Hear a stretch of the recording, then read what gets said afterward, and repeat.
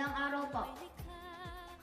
Ako po si Travis Craig Jacinto ay ipapakita ko ang napili kong paksa sa kulturang Pilipino. Ito ang tradisyon, halimbawa, bayanihan. Ano nga ba ang bayanihan?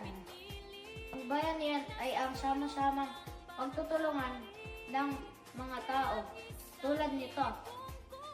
Saan nagtutulungan ang mga kapitbahay na buhatin ang bahay papunta sa bagong lugar.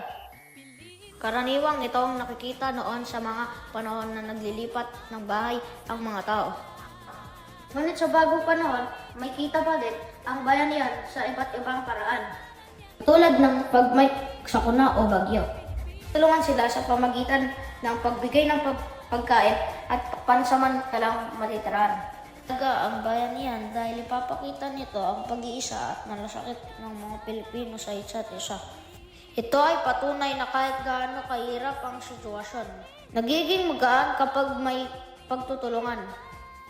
Paano mo ito ipinapakita o isinasabuhay ang bayanihan? Sa ganito pong edad na ipapakita ko ang bayanihan sa sarili kong pamaraan. Pagtulong sa bahay at paaralan tulad nito.